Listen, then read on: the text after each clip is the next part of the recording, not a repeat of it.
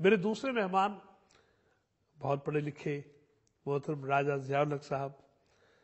السلام علیکم۔ وعلیکم السلام ورحمۃ اللہ۔ صاحب آپ سے پہلی ملاقات ہے، اور ابھی جو کچھ میں نے سنا آپ کے بارے میں تو بہت متاثر ہو گیا ہوں۔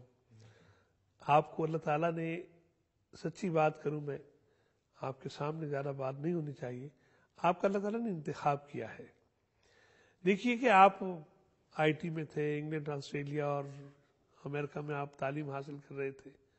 ادھر سے پھر آپ آئے ہیں، وہ فیلڈ بھی ہے، پھر آپ اسلامک اسٹڈیز کی طرف آئے ہیں، اور اب لوگوں کے لیے جو کام کر رہے ہیں اس کی تفصیل ابھی میں آپ کی خدمت پیش کروں گا۔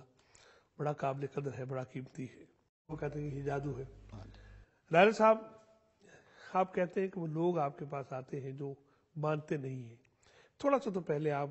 یہ تعارف فرمائیے کہ جو آپ کام کر رہے ہیں، آپ پورے پاکستان کے نوجوانوں کی نمائندہ ہیں، ہمارے پاس جو یوتھ فورم ہے اس کے پریزیڈنٹ ہیں، اور میں نے پہلے جیسے عرض کیا کہ آئی ٹی کی ایجوکیشن ہے، پھر آپ اس طرف آئے ہیں، ذرا یہ اور جو ادارہ آپ نے بنایا ہے جہاں پر آپ لوگوں کی رہنمائی فرما رہے ہیں، ذرا میرے ناظرین آپ کی محبت میں آ جائیں، تھوڑا سا وہ بتائیے۔ جزاکم اللہ خیر۔ بسم اللہ، الحمدللہ، والصلاۃ والسلام علی رسول اللہ وعلی آلہ وصحبہ اجمعین۔ بہت بہت شکریہ، آپ نے مجھے آج یہاں دعوت دی اور بات کرنے کا موقع دیا۔ یہ جو بڑا اچھا سوال آپ نے پوچھا ہے کہ جادو کا جو لوگ، ایسے لوگ ہمارے طبقے میں، ایجوکیٹڈ کلاس میں خاص طور پہ ہمارا کام بالخصوص وہاں پہ، اس کے علاوہ بالعموم تو ہر کسی کے ساتھ ہی ہے، تو ایک لوگوں میں ایک تاثر پایا جاتا ہے عام طور پہ، جہاں پہ ایک تو وہ لوگوں کی کا گروہ سمجھ لیں جو کہ جو مسئلہ ہو، جو پریشانی، جو فکر ہو، سب کچھ جادو پہ ڈال دیتے ہیں، کہ مطلب وہ کبھی کبھار شادی بیاہ میں یعنی ایسا بھی ہوتا ہے کہ آپس میں ہسبینڈ وائف کی نہیں بن رہی ہوتی، لیکن وہ اس کو بھی کہتے ہیں یہ بھی شاید جادو ہے، حالانکہ ہو سکتا ہے ہو بھی لیکن نہ بھی ہو۔ اسی طرح سے بے شمار اور چیزیں جس میں وہ زیادہ تر کو یہ سمجھتے ہیں کہ شاید جادو ہے۔ دوسرا ایک اور طبقہ یہ ہے جو کہ بالکل جادو کو نہ مانتے ہیں، نہ تسلیم کرتے ہیں، نہ کوئی ایسی چیز ہے۔ تو ہماری کوشش یہ ہوتی ہے کہ اویئرنیس کریٹ کی جائے، آگاہی پیدا کی جائے دونوں طبقات میں، اور ایک وہ جو درمیانی راہ ہے جو کہ قرآن و حدیث کے بالکل مطابق ہے، جہاں پہ ہم بتاتے ہیں کہ کون کون سی وجوہات ہیں جن کی بنا پہ کیا جاتا ہے، اور پھر یہ کہ جو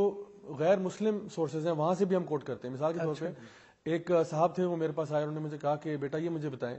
جب ان کو یہ علم ہوا کہ میں جن اینڈ بلیک میجک، جادو اور اس کے اوپر ایک ورک شاپ کرواتا ہوں، اور پورے پاکستان میں الحمدللہ، تو انہوں نے پوچھا کہ مجھے یہ بتائیں کہ بیٹا یہ سارے کے سارے جنات یہ پاکستان میں کیوں ہوتے ہیں؟ اچھا، تو میں نے کہا کہ آپ کو کس نے کہہ دیا کہ صرف پاکستان میں ہوتے ہیں؟ میں کہ اس تو بے شمار جو نا مثالیں، شاید آپ کو علم نہ ہو۔ تو پھر ایسے ایسے کیسز میں نے ان کے سامنے رکھے، جو کہ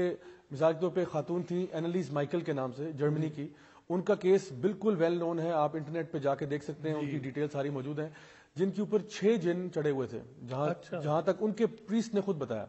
اور وہ اثرات تھے ان کے اوپر، اور پھر اس نے پورا ان کی تحقیق، ان کے ویڈیو، ان کی آڈیو ریکارڈنگ سب کچھ موجود ہے، اور وہ کرتے رہے، لیکن وہ بہرحال ان جو ہے خاتون کا انتقال ہو گیا، کیونکہ ظاہری بات ہے وہ جو عمل کر رہے تھے ان کے اوپر وہ غیر شرعی تھا، اور پھر ان کا انتقال ہو گیا۔ اسی طرح سے آپ دیکھیں کہ جس طرح ابھی شیخ صاحب نے ذکر کیا کہ وہ چیزیں جو جن کو عقل نہ مانتی ہو، اب اس کو یہ لوگ باہر کے ملکوں میں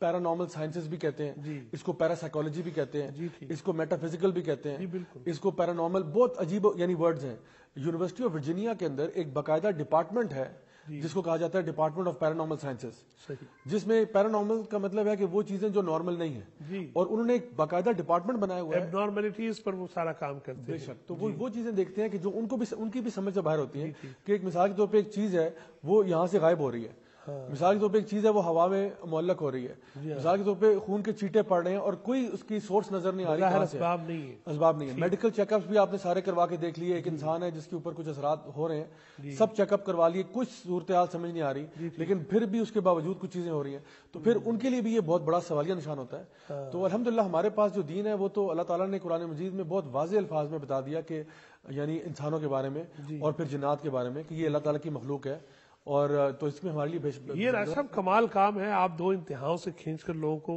راہ راست پر لاتے ہیں، صراط مستقیم، ایک ہے جو مانتے نہیں ہیں، ایک ہے جو ہر بات اسی طرف ڈال دیتے ہیں، اور پھر یہ کہ بڑی خوبصورت انفارمیشن آ گئی ہمارے پاس کہ یہ صرف ہمارے یہاں مسئلہ نہیں ہے، پوری دنیا میں ہے، اور یہ مخلوق پوری دنیا میں پائی جاتی ہے، اور قرآن و سنت میں اس کا جو اظہار ہے اور اس کا موجود ہونا وہ ہمیں صحیح طور پر